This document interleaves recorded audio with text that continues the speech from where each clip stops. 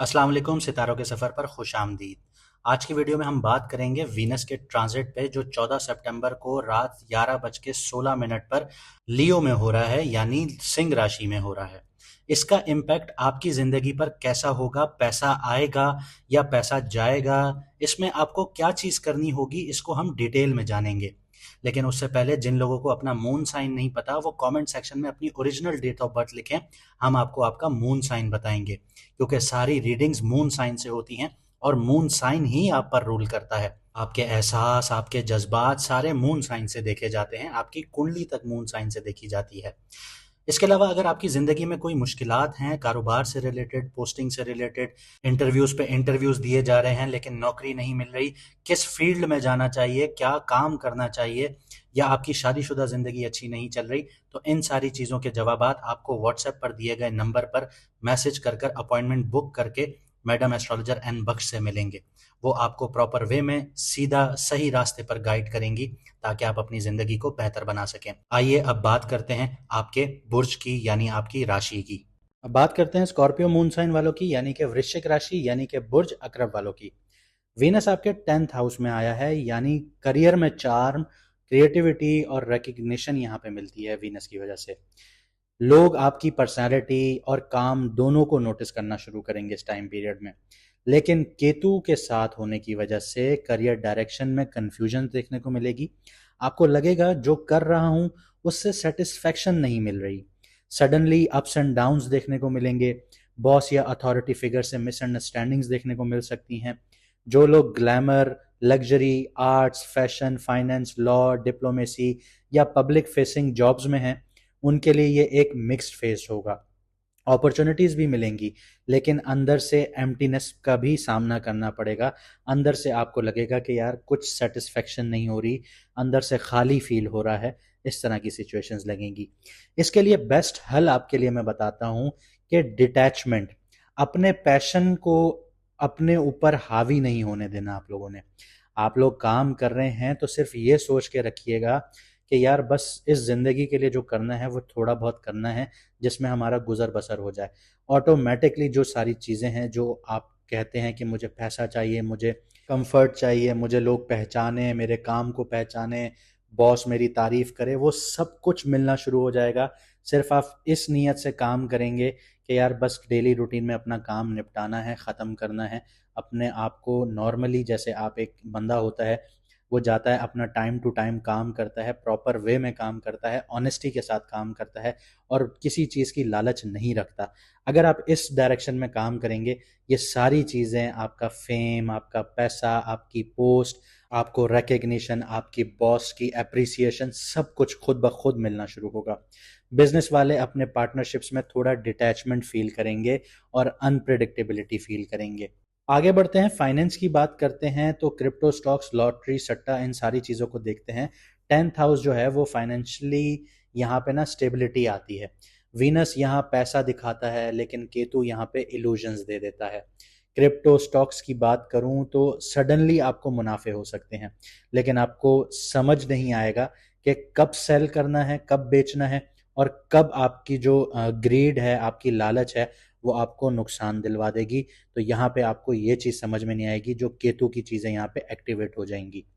अगर आप बड़े मुनाफों की तरफ, लॉन्ग टर्म मुनाफों की तरफ जाते हैं, यहाँ केतु की आप जो एनर्जीज हैं उनकी तरफ अट्रैक्ट हो रहे हैं, तो ऑटोमेटिकली वीनस की एनर्जीज आपके लिए एक्टिवेट होके आपको वो सारी चीज़ें दे देगी जिनकी आप ख्वाहिश रखते हैं इस टाइम पीरियड में। इसके अलावा जो लोग लॉटरी और सट्टे से जुड़े हुए हैं तो मैं यही मशवरा दूंगा कि अवॉइड कीजिए, इस चीज़ को छोड़ दीजिए।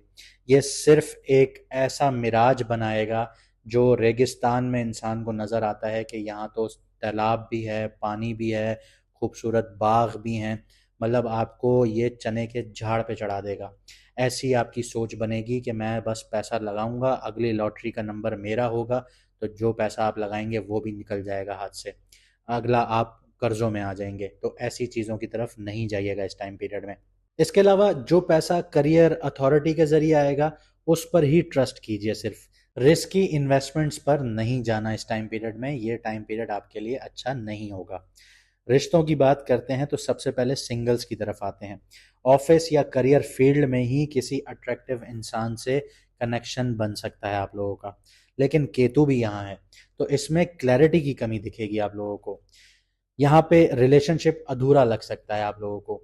कपल्स की बात करूं तो करियर प्रेशर और लैक ऑफ टाइम की वजह से रिलेशनशिप में एक दबाव, जहनी दबाव वाली फीलिंग रहेगी। मैरिड लाइफ की बात करूं तो पार्टनर को लगेगा कि आप करियर में इतना इन्वॉल्व हो गए हैं कि घर को टाइम ही नहीं दे रहे। तो यहाँ पे बैलेंस मेंटेन करना बहुत ज़रूरी होगा। हेल्थ की बात करते हैं। 10th हाउस जो है वो स्ट्रेस और रिस्पॉन्सिबिलिटी से जुड़ा होता है। यहाँ वीनस प्लस केतु अगर साथ हों तो स्ट्रेस रिलेटेड इश्यूज जैसे बीपी हो गया, एंजाइटी हो गई और थकावट हो गई, ये चीज़ें आपको फेस करनी पड़ेंगी। साथ ही साथ वीनस जो है वो स्किन और शुगर रिलेटेड प्रॉब्लम्स भी लेकर आता है। तो आपको ख्याल रखना होगा कि आप शुगरी प्रोडक्ट्स जो हैं वो बहुत ज़्यादा इनटेक ना करें, वरना आपकी जिल्द से रिलेटेड, स्किन से रिलेटेड इश्यूज देखने को मिलेंगे और शुगरी और अपनी डायबिटिक्स से रिलेटेड आपको इश्यूज देखने को मिलेंगे।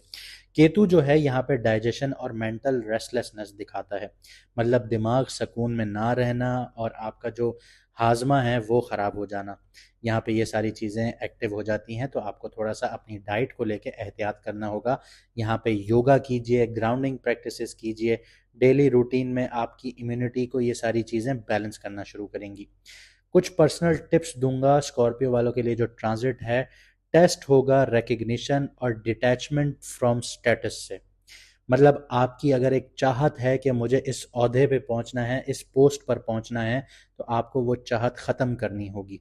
अगर आप ये ख़त्म करेंगे और अपना काम ईमानदारी से करेंगे तो यहाँ पे आपको वो ओहदा भी मिल जाएगा, आपको रिकग्निशन भी मिलेगी। वीनस कह रहा है कि करियर में नाम, फेम सब मिल सकता है, लेकिन केतु यही सिखा रहा है अगर आप बस स्टेटस और अथॉरिटी के पीछे भाग रहे हो तो वो अंदर से डिससेटिस्फैक्शन हमेशा रहेगी कि मुझे और चाहिए, मुझे मिल नहीं रहा, मैं क्या करूं, ऐसी सिचुएशन रहेंगी। असल कामयाबी तभी आएगी जब आप अपना काम पैशन और उसकी सर्विस प्रॉपर वे में करेंगे, सिर्फ स्टेटस के लिए नहीं करेंगे। जब आप इन चीज़ों से दूर होना शुरू होंगे, स्टेटस वगैरह से, या बड़े ओहदे के पीछे भागना छोड़ेंगे, या फिर आप रिकग्निशन के पीछे भागना छोड़ेंगे, तो ये सारी चीज़ें ऑटोमेटिकली आपकी तरफ अट्रैक्ट होना शुरू हो जाएंगी। लेकिन बस शर्त इतनी है कि आपको अपना काम 100% लॉयल्टी के साथ करना होगा। वीनस की जो एनर्जीज हैं वो ऑटोमेटिकली एक्टिवेट हो जाएंगी आपके लिए। लेकिन आपके दिमाग में सिर्फ इतना ही चलना चाहिए, मुझे ओहदों की लालच नहीं है। करियर में अपनी ईगो को छोड़िए, ड्यूटीज़ को प्रायोरिटी दीजिए, तभी असली इज्जत और ग्रोथ, स्टेटस सब कुछ मिल जाएगा। तो ये थी आज की वीडियो। उम्मीद करते हैं आप अपनी ज़िंदगी को बेहतर बनाएंगे। अगर वीडियो पसंद आई तो लाइक, शेयर, सब्सक्राइब ज़रूर कीजिएगा। हमें दीजिए इजाज़त, मिलते हैं अगली वीडियो में सितारों के सफ़र पर।